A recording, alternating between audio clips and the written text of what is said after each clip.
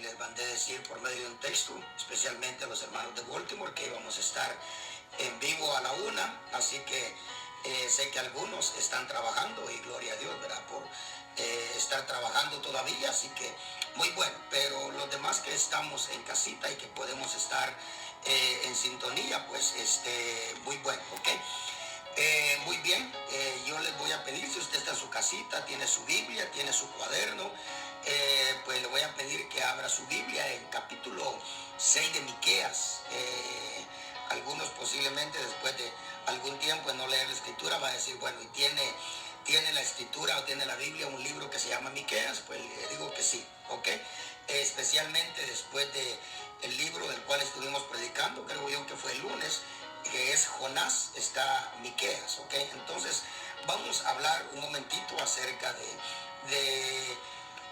cuál es el mensaje que Dios nos deja definitivamente en Miqueas. Hemos estado teniendo la gracia de estar entendiendo que definitivamente en la historia que quedó grabada en la escritura, quedó escrita en la escritura, definitivamente está el mensaje para nosotros.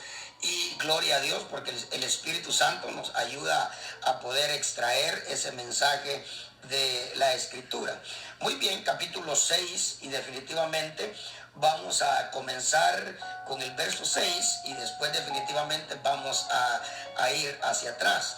En el verso 6, Israel, después de que el Señor le habla, lo que vamos a leer del verso 1 al verso 5, a Israel le nace en el corazón, después de ser definitivamente golpeados por la palabra, después de permitir ellos definitivamente que la palabra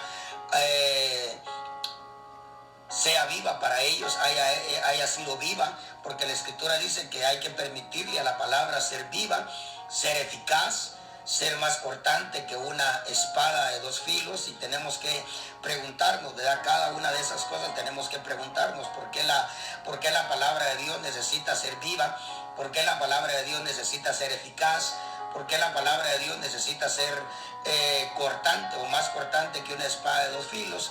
¿Por qué la palabra necesita penetrar? Tenemos que hacernos esas preguntas. Posiblemente algún día predicamos acerca de por qué la palabra de Dios necesita tener todas esas bendiciones en nuestra vida, pero hoy no podemos, ¿ok? Así que, pero después de Israel ser golpeado por la palabra de Dios dice que su palabra es como un martillo que quebranta la roca, ¿ok? Porque el propósito de la palabra definitivamente es golpear nuestras conciencias para que definitivamente una vez golpeadas nuestras conciencias, pues nosotros reflexionemos y definitivamente hagamos lo que a Dios le agrada. Ahora, después de Israel permitir que la palabra de Dios predicada por medio de su siervo tuviera cierto efecto, entonces a Israel le surgen estas preguntas y lo vamos a leer. Dice el verso 6 del capítulo 6 de Miqueas: ¿con qué me presentaré ante Jehová? Oiga eso, Israel era un pueblo que había sido enseñado a no presentarse delante de Dios con las manos vacías. Entonces Israel, que tiene esta enseñanza, y por supuesto nosotros, sabía que definitivamente no se tenía uno que presentar con manos vacías delante de Dios. Entonces Israel pregunta, y le vuelvo a repetir, después de haber permitido que la palabra los exhortara, les enseñara, les instruyera, los corrigiera, los reprendiera, Israel se hace la pregunta, que quisiera Dios que definitivamente nos hagamos nosotros esa pregunta, porque definitivamente es a lo que nosotros estamos dispuestos. Yo le decía, creo yo, el lunes, que definitivamente nosotros tenemos que ocuparnos de darle a Dios lo que Él nos pide, no lo que Él nos pide, porque en esto que Israel expresa, usted se va a dar cuenta de lo que nosotros como personas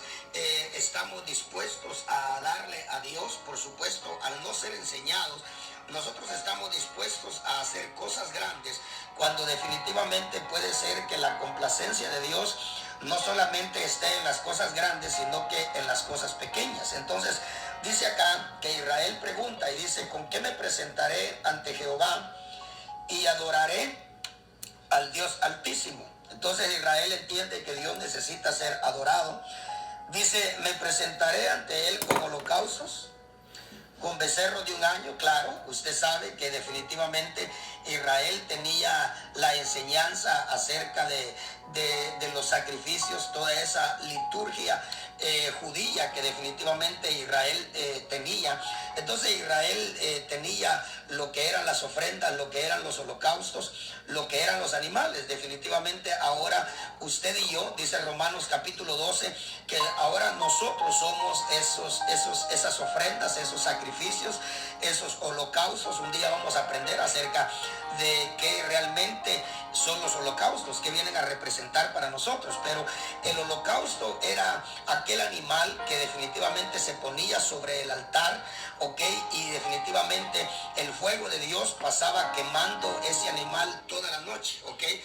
Usted y yo tenemos carne en nosotros. Usted y yo tenemos carne en nosotros que definitivamente necesitamos nosotros convertirnos en esos holocaustos, que definitivamente esa carne pase quemándose toda la noche para que al venir la mañana definitivamente nosotros podamos gozar de la bendición de que la carne se haya quemado, ¿ok?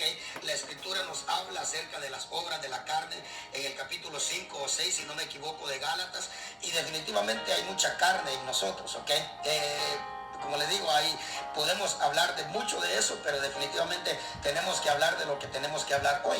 Ahora, el holocausto era esa ofrenda que pasaba toda la noche quemándose con el fuego definitivamente del altar. Ahora, usted sabe que la escritura dice que es necesario que cuando la noche que definitivamente nosotros estamos viviendo, porque la escritura dice que nosotros estamos viviendo una noche, y dice que durante vivimos esa noche hay lágrimas, ¿ok? La escritura dice claramente el llanto puede durar toda la noche. Pero al venir la mañana, entonces estará el grito de alegría. ¿Por qué? Porque el Señor determinó someternos a nosotros a vivir una noche donde se llora y someter al mundo a vivir un día. Pero la escritura dice que para nosotros terminará la noche y para el mundo comenzará la noche, ¿ok? Espero no confundirlo con lo que le estoy diciendo. Para nosotros terminará la noche y para el mundo comenzará una noche, ¿ok? Y entonces para nosotros comenzará un día. La escritura dice que Dios escogió que su pueblo comenzara llorando y que el mundo comenzara riendo, pero cuando su pueblo termine de llorar, entonces el mundo comenzará a llorar. Entonces la iglesia de Cristo, el pueblo que definitivamente se vuelva a Él, entonces llegará el momento de reír y al mundo el mundo comenzará a llorar. Pero bueno, hay tanta enseñanza de Dios para nosotros acá. Ahora, Israel entendía lo que eran holocaustos. Entonces se dice, me presentaré ante él con holocaustos, con becerros de un año. Usted sabe que yo le he enseñado esto en la iglesia. Se agradará Jehová de millares de carneros. Oiga eso, mire lo que nosotros estamos dispuestos, ¿verdad? Hablamos de millares de carneros. Se agradará Jehová de millares de carneros o de 10,000 arroyos de aceite. Mire la siguiente frase. Daré mi primogénito por mi rebelión, el fruto de mis entrañas por el pecado de mi alma. Note que cuando nosotros entendemos que definitivamente Dios necesita ser agradado, y por supuesto no tenemos instrucción directa de parte de Dios, de parte del Espíritu Santo, nosotros estamos dispuestos a hacer grandes cosas,